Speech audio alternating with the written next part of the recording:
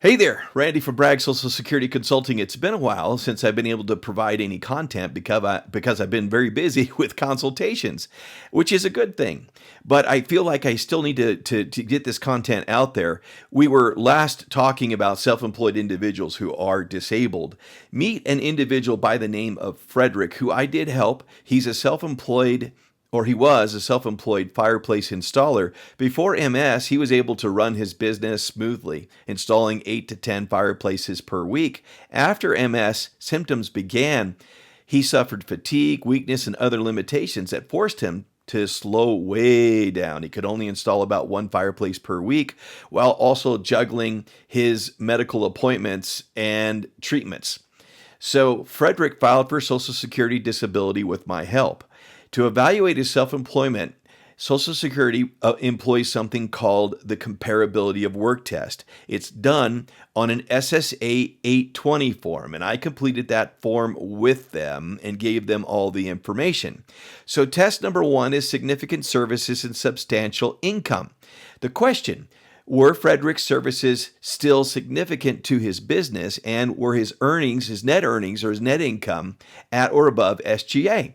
His services were no longer significant. He wasn't able to maintain the level of activity he previously did, and his income went way down, only installing one fireplace per week. So test number 1, yeah, he's not working at a substantial gainful rate, so that failed. And these tests are good to fail. You fail the test, that means we move on to the next step. If you fail all 3, that means that you're not working and earning a substantial gainful income as a self-employed person.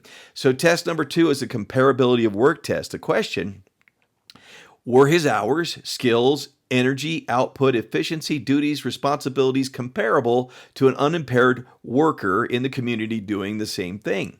A healthy installer is going to install 8 to 10 fireplaces per week, right? So Frederick was only installing 1 per week with much greater difficulty. His performance and productivity were clearly not comparable. Test 2 failed. Test number 3, worth of work. Does the actual value of Frederick's work activity rise to the level of SGA, where he could earn a substantial gainful income working for an employer installing fireplaces? A full-time installer earns about $30 an hour and puts in a 40-hour week, $1,200 a week in gross income.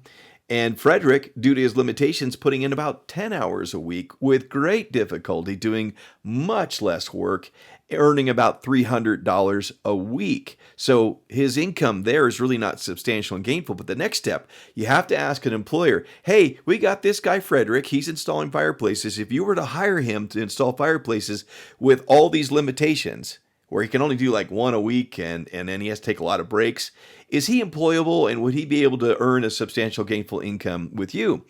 And the employer said, no way, we couldn't hire him. So he fails test number 3. We filed the disability claims, sent in the 820, the SSA 820 to Social Security. They agreed with me, and they said, yeah, his self-employment is not substantial and gainful. We're sending this off for a decision. We did that, and his claim came back as an allowance. So that's how self-employment and disability work when an individual is still employed, trying to etch out a living and trying to subsist some way or another. Now, I'm representing individuals for disability claims now, collaborating with Curtis, Porter, and Adams. More to come on that later. Randy from Bragg Social Security Consulting, thanks for joining me today. Hope you have a great one.